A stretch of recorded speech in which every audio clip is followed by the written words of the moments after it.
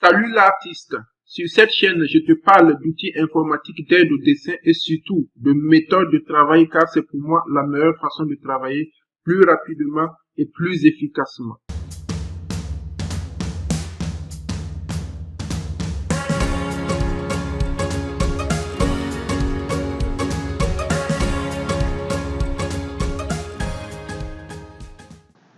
Aujourd'hui, nous allons voir ensemble la réorganisation des calques pour le cas de la personne qui dispose déjà d'un projet qu'il a fait sur un fichier Archicad et qui a besoin de réorganiser ses calques comme nous avons eu à le faire dans le premier cours.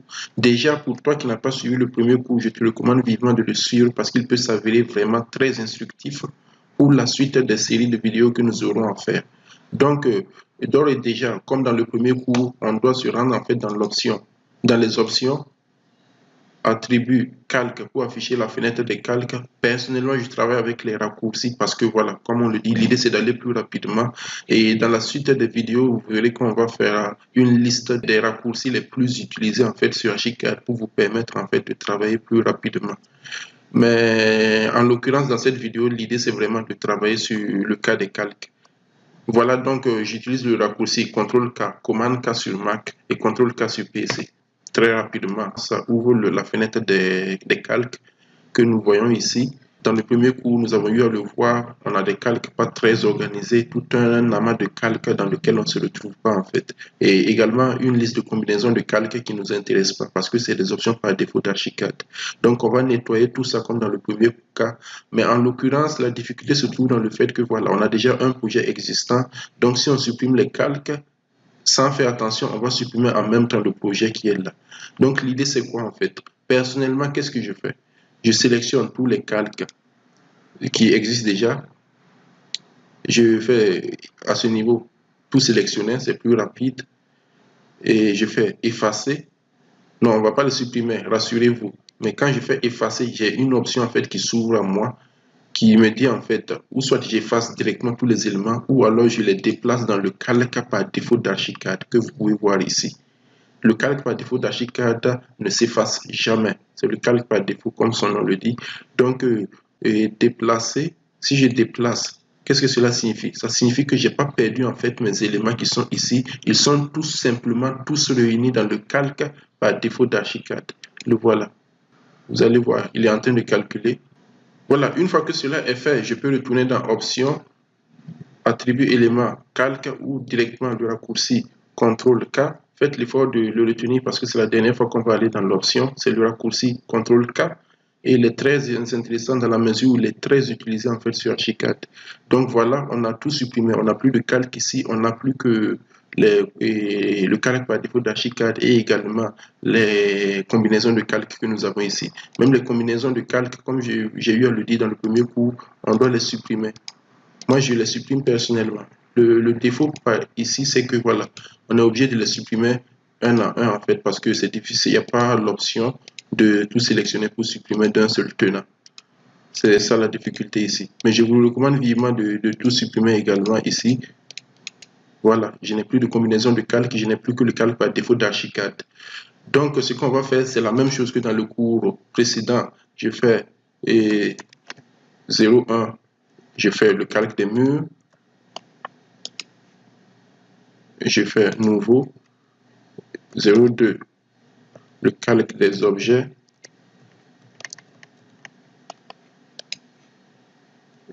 Donc, c'est quelque chose qui n'est pas figé en fait. C'est une organisation que je vous donne. Donc, l'ordre n'est pas figé. Chacun peut l'organiser comme il veut en fait. Voilà, donc on est bien comme cela. Là, on est très bien. Donc, dès que je mets OK, ce qu'il y a à faire, c'est tout simple en fait. C'est devenu une question de sélection envoyée en fait dans le calque. Par exemple, les murs. Qu'est-ce que je fais? Je pars dans l'option mur ici à gauche. Je sélectionne l'option mur et je fais CTRL A. Systématiquement, c'est une astuce en fait de sélection en fait. Systématiquement, il sélectionne tout ce qui est mur en fait ici. Et tout ce qu'on a à faire, c'est glisser ça dans le calque des murs par ici. En haut dans le calque, on met dans l'option des murs. Mais avant de faire ça, je vous recommande une autre solution pour pouvoir lire en fait ce que vous faites sur le plan. C'est de faire le raccourci CTRL-K pour afficher la fenêtre des calques et masquer tous les calques en fait existants. Vous pouvez masquer tous les calques sauf le calque par défaut d'Archicad. Et vous voyez que voilà, tout ce qui est ici reste quand même affiché parce que voilà, ils sont tous dans le calque par défaut d'Archicad. Donc, étant donné qu'on avait déjà sélectionné les murs, on les glisse dans le calque des murs. Vous allez voir qu'ils vont tous disparaître. Donc, ça vous rassure en fait qu'effectivement, ces calques sont rentrés dans le calque mur d'Archicad. On fait la même chose pour tout ce qui est objet. Bon, je vous rappelle que c'est un plan d'étudiant, donc il y aura forcément quelques défauts que nous allons voir ensemble. Vous allez voir par exemple que voilà, j'ai sélectionné avec la même solution, la même astuce qu'on a utilisée tout à l'heure. J'ai pris l'option des objets, j'ai fait CTRL A. Sur l'interface d'Archicad, il va sélectionner tout ce qui est objet. Et là, je le glisse dans le calque des objets. Vous allez voir qu'il y a des éléments qui ont été faits en ligne. Là également, c'est des objets, mais bon, je ne sais pas pourquoi ça n'a pas été sélectionné. Voilà. Il y a une autre façon de sélectionner en fait les objets. On peut utiliser l'option prendre les paramètres. On prend les paramètres et on fait CTRL A. Il sélectionne tous les éléments qui ont les mêmes options en fait. Et vous les glissez dans le calque des objets. Voilà, c'est fait. Vous allez voir qu'il y a encore des objets qui n'ont tout de même pas été sélectionnés. Je pense que c'est parce que l'étudiant a eu à travailler ça avec des lignes. Voilà, vous voyez, c'est des lignes au lieu d'objets par défaut d'Archicad. Il s'est facilité la vie en utilisant par exemple des lignes pour faire des placards. Donc, ce qu'on fait, c'est tout simple. C'est la même solution que je vous ai montré tout à l'heure. Vous utilisez tout simplement l'option prendre les paramètres. Vous prenez les paramètres de la ligne et vous faites CTRL A. Il sélectionne tout ce qu'il y a comme ligne. Le défaut ici, c'est que vous voyez même les escaliers, il les a fait en fait avec des lignes. Donc moi, j'ai désélectionne les escaliers parce que bon, on a la chance ici que c'était groupé. Donc voilà, c'est déjà bien. Voilà, tous les éléments qui avaient les mêmes paramètres que ce que j'ai pris ici ont été sélectionnés. Donc c'est simple, je les glisse aussi dans le calque des objets. Je prends ce cas-là parce que c'est un cas académique en fait très intéressant parce que ça vous permet non seulement de maîtriser l'organisation des calques, mais aussi quelques outils de sélection rapide en fait qui existent mais qui ne sont pas forcément connus dans le milieu académique et même souvent au début du monde professionnel, quoi. Voilà. Là, vous voyez, on a l'outil cercle ici qui est là. Il a utilisé ça pour faire des tabourets, je pense, mais bon, ça n'a pas été pris. Bon, on ne va pas se refaire l'aménagement. Quoique l'idéal, c'est d'utiliser les objets pour faire les aménagements. Mais là, bon, c'est le milieu académique et on se facilite souvent la vie. Donc, je prends la même option, prendre les paramètres, je clique sur le cercle, je fais CTRL A et je sélectionne tout ce qu'il y a comme paramètres. Là, on a un petit problème parce que ça sélectionne aussi l'escalier de secours, mais c'est pas grave, vous aurez compris l'idée. Et on met ça dans le calque des objets. Il y a également le calque des poteaux qui est là. Donc, j'ai deux façons de sélectionner, vous l'aurez compris. Je prends le poteau, je fais CTRL A, ou alors avec prendre les paramètres, je peux venir prendre le paramètre. Vous voyez que systématiquement, il le sélectionne. Je ne sais pas si vous avez vu le changement. Je fais prendre le paramètre, je clique sur poteau et vous allez voir systématiquement, il a sélectionné les poteaux. Et je fais CTRL A, il enregistre, il sélectionne tout ce qu'il y a comme poteau. Et je ne fais que les glisser en fait dans le calque des poteaux. Vous voyez, ça disparaît.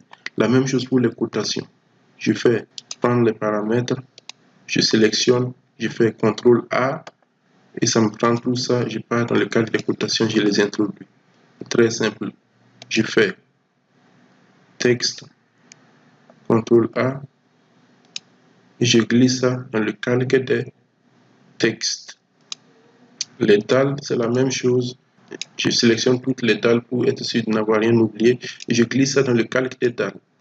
Ça, c'est les hachures. Ce qu'on fait, c'est simple. On sélectionne les hachures, on fait CTRL A et on glisse tous les hachures dans le calque des hachures.